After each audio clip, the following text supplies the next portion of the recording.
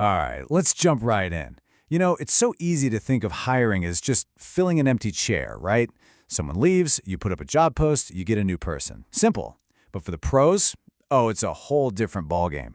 It's this high-stakes strategic mission. You're literally building the future of the company, one hire at a time.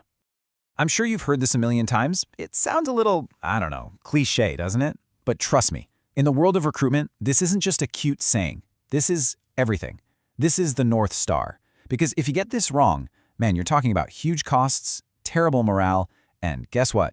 You're right back at square one, hiring again. But when you get it right, that's the magic. That's how you build amazing teams. So the big question is, how do you actually pull this off? How do you go from a simple mantra to a successful hire? Well, it's definitely not about luck. It's about a very deliberate, very strategic process that kicks off long before anyone even dreams of writing a job ad. And that's exactly what we're going to break down in this explainer, how the pros really do it. Picture this. A manager runs up to you and says, "Hey, so-and-so just quit. We need a replacement. Stat." The amateur recruiter, they immediately start drafting a job description. But the professional, they hit pause. And that moment, that strategic pause, is probably the most important part of the entire hiring process. So this is where that mantra turns into a real, actionable checklist. Let's break it down. For the right person, you've got to go way beyond just a list of skills. Ask the tough questions. Why did the last person really leave? Was it burnout, a bad fit with the team? Knowing that is crucial to finding a personality that's actually going to thrive. Then, the right time. You have to put on your strategist hat here. Is the big project they're supposed to work on about to wrap up? Because hiring someone and having them just sit there, that's a disaster waiting to happen. And finally, the right place. This is where you question everything. Does this role even belong in this team anymore? Or could that budget, that salary, be used more effectively somewhere else in the company? These are the real pro-level questions. Okay, so once you've done that internal soul searching, you have to look outside. Because, let's be real, recruitment doesn't happen in a vacuum.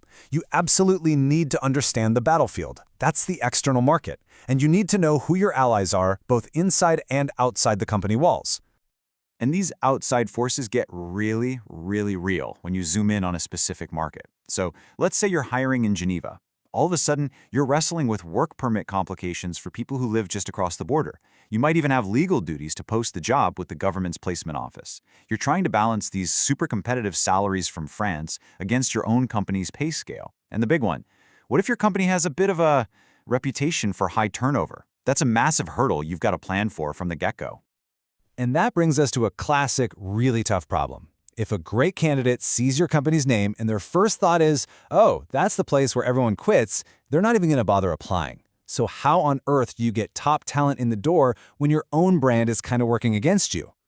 You have to get creative. You can't just sit back and wait. So you go on the offensive. You do a direct search, hunting for great people on platforms like LinkedIn. Or, and this is a really clever tactic, you bring in a placement agency. Why? Because they can post an anonymous ad. Candidates apply to the agency, not you. Then the recruiter has a chance to sell them on the role and all the good things about your company, totally bypassing that initial negative reputation. It's a game changer. Now, of course, that kind of expert help isn't free. Using a placement agency is typically going to cost you somewhere between 15 to 25% of the candidate's first year's salary. So yeah, for a $100,000 job, that's a pretty big chunk of change. Here's a pro tip for you. Always negotiate to pay that fee after the new hire has successfully made it through their trial period. And a successful hire really depends on this huge network of people. Internally, you're juggling the hiring manager, sometimes the entire team, and definitely leadership to get that budget signed off. You might even tap your own employees for referrals. And then externally, you could be working with placement agencies, specialized headhunters for those C-suite roles, or even partners who focus on disability integration. It really does take a village. All right, so you've done all your strategic prep work. You've got a handle on the market, you know who all the key players are. Now, it's time to actually find somebody. This is where we step into what's called the selection funnel. It's basically a system designed to methodically whittle down a huge pool of applicants to find that one perfect person. Just think of it like a series of filters, right? And each filter is there to save you time and money. You start out super wide, sourcing candidates from all over. Then you start narrowing things down with CV screens, quick phone calls, and interviews, making sure only the absolute best fit candidates make it through to those final stages. Every step gets you that much closer to the right person. Let's talk about one of the most underrated but seriously powerful steps in this whole process, the phone screen. I mean, in today's world, you could get hundreds of applications for one job. You just can't interview everyone. So a quick 15-minute phone call is your absolute best friend for weeding out the candidates who just don't meet those non-negotiable requirements.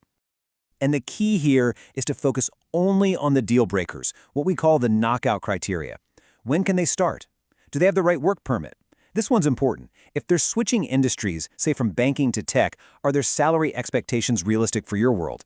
And if the job needs language skills, test them right then and there on the call. You'll figure out in about 30 seconds if they're actually fluent or if they were just being creative on their CV. This is a perfect, real-world example of what I'm talking about. A recruiter was looking for a bilingual receptionist. During the phone screen, she asked the candidate a simple question in English, and he flat out refused, saying he'd only speak English in a face-to-face interview. Well, a receptionist kind of has to speak English on the phone. So, boom, the process ended right there. It saved everybody a ton of wasted time. Okay, so after the phone screen, you've got the interview. And look, virtual interviews are super convenient, no doubt, but you lose so much valuable information. You can't really see their full body language. But even more importantly, an in-person interview forces a candidate to step out of their comfort zone. That little bit of small talk you make on the walk from the reception desk to the meeting room, honestly, that can tell you more about their real personality, their sense of humor, how they adapt, than a dozen formal interview questions ever could. Now, let's touch on personality tests. Some companies love to use these as another filter.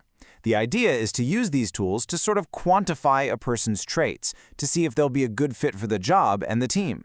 And, they can be useful, but they come with a huge warning label attached. This is where you really have to be a human and look past the raw data. A very experienced HR professional told us she once took the Predictive Index Test, or PI test, and the results came back with this big red flag, warning that she could explode under pressure. Now, she'd been in a high-stress job for years and knew this was just completely wrong.